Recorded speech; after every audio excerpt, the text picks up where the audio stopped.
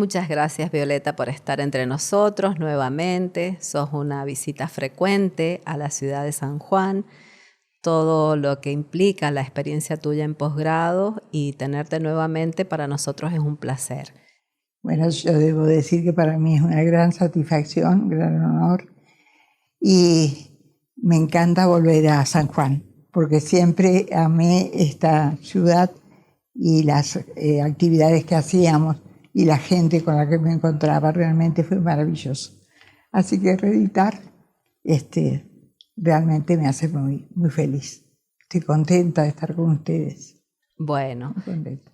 yo te quiero preguntar algunas cuestiones acerca de tu conferencia. Me impactó mucho cuando hablaste de la ciencia no es todopoderosa. ¿Podés decirnos qué querés decir con eso? Bien, la ciencia, para decirlo en términos simples, la ciencia es una invención del ser humano. No existió siempre la ciencia. La ciencia, digamos, se produce históricamente en distintas épocas. Si hablamos de la ciencia clásica de los griegos, tenemos una perspectiva muy ligada a la filosofía. Y si pensamos en la ciencia moderna, tenemos una ciencia nueva que toma instrumentos de la matemática para poder formular sus hipótesis y crear sus experimentos sobre la base de hipótesis matemáticas. Realmente, digamos, es una creación humana. Nunca existió desde siempre. ¿Y qué puede llegar a pasar con la ciencia? Hoy tampoco sabemos. Pero sí sabemos que la ciencia posibilitó el desarrollo planetario, podríamos decir, más allá de que inicialmente se hubiera producido en Europa. Es decir, los resultados que fue produciendo la ciencia se fueron transmitiendo, fueron legitimados, se consideró verdad, y todo ello constituyó una cierta forma de cultura y una cierta forma de representación de lo que es el mundo, de lo que es la naturaleza. Entonces todos estamos, digamos, en una sociedad científica. Por eso fue necesario que también en la educación se educara de acuerdo a los contenidos establecidos, digamos, como verdaderos, como legítimos para una determinada sociedad. Lo que pasa es que la ciencia se convirtió en un mito, digamos, como dice Feyerabend, ¿no?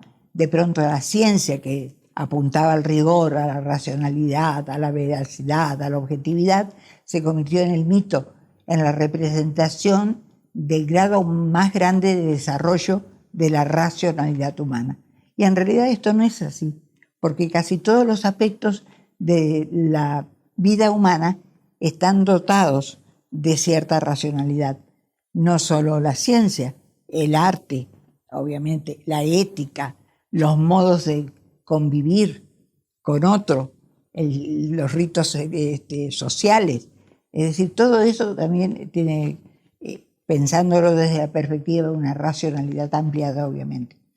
Lo que pasa es que con esa esperanza, la ciencia como mito, con esa esperanza de que solucionara todos los problemas, además de enriquecer al género humano, trajo una serie de efectos. No es poderosa en el sentido que puede resolver todos los problemas, en primer lugar.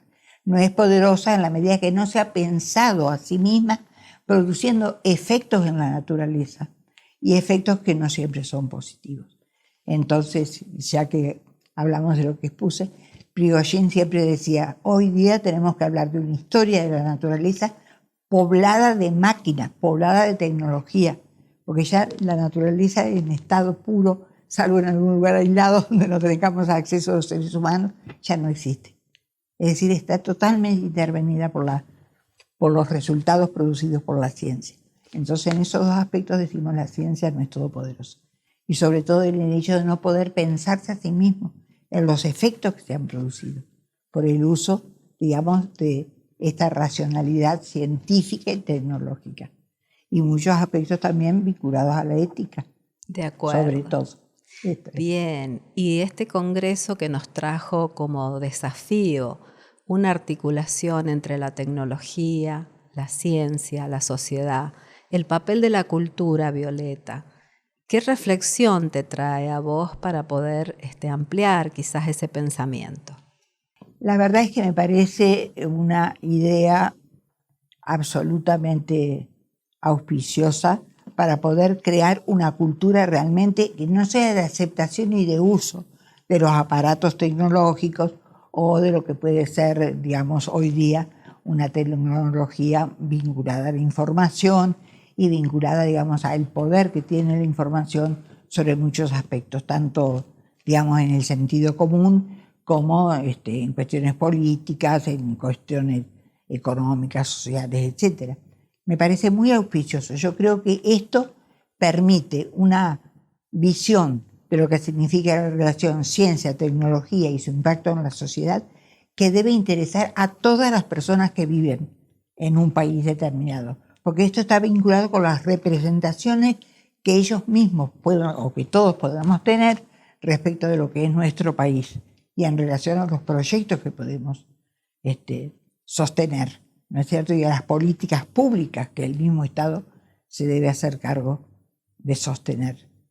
Entonces digo, la ciencia tiene mucho que hacer respecto de sí mismo, sobre todo pensarse. Muy bien. Y pensar los efectos. Los acontecimientos que nos entregó la pandemia, el desafío mayor para esta humanidad en relación a un tema inacabado, también me invita a preguntarte acerca de tu propio pensamiento sobre lo que hay por hacer. ¿Desde qué perspectiva te parece que podemos sumar? Una pregunta muy grave, diría, respecto de quiénes somos los que realmente podemos responder a esos desafíos y cómo podemos comprometernos y hacer frente a todo eso. Yo, en primer lugar, voy a poner el protagonismo de la educación. Para mí la educación es crucial porque es el modo de transmitir un saber acerca de la realidad, acerca del mundo, acerca de nuestra sociedad y acerca de nuestras filiaciones, tanto de lo que hacen al país, a la región y a las cosas que nos suceden. Así que para mí eso es el desafío. Y en ese sentido, no solo hacerse cargo de pensar el tema, digamos, de lo que nos aconteció durante la pandemia, sino las respuestas que se fueron dando a partir de los conocimientos que efectivamente pudimos implementar y sostener y de los vacíos que se produjeron cuando no teníamos esos elementos para poder realmente pensar y darnos cuenta qué pasaba en la realidad y qué nos pasaba a nosotros como sujetos. Y otro de los problemas cruciales para mí es el problema ético. Y el problema ético relacionado con los sujetos que somos. Somos personas y nos vinculamos a partir de todo lo que nos sucede y nos acontece y de las decisiones políticas que se toman. El tema es la relación con los otros. Es decir, cómo podemos establecer una relación que nos realmente conduzca a crear una comunidad que podamos sostener ideas que podamos compartir sin que seamos todos iguales, obviamente, sino sobre la base fundamental del respeto. Entonces la cuestión ética tiene una fuerza muy grande. Como sujetos, ¿estamos dispuestos a respetar al otro? ¿Estamos dispuestos a transmitirle saberes o a disentir, pero sin violentar al otro? Un poco siguiendo lo que decía Levinas, ¿no? El respeto del otro. Heme aquí, estoy aquí, heme aquí. No estoy para que me violentes, no estoy para que me maltrates, no estoy para que me degrades, sino para que me ayudes a ser y a crecer.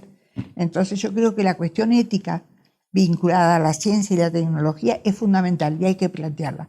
Y no como una cuestión disyuntiva, por un lado la ciencia, por el otro la ética, como en su momento, digamos, fue planteada, ¿no es cierto? Como que la epistemología y las cuestiones de interés por la ciencia en tanto conocimiento no tenía nada que ver con la ética o que podía ser adosada. No, hoy no podemos pensar así.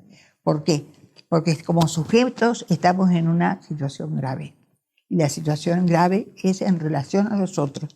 Y en relación a los otros, la posibilidad de crear comunidad, sociedad. Esto es muy importante.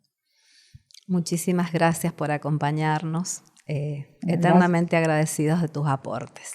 Gracias a ustedes. Pienso que ha sido una iniciativa muy auspiciosa y creo que este congreso va a tener muy buenas consecuencias y se van a poder transmitir los resultados.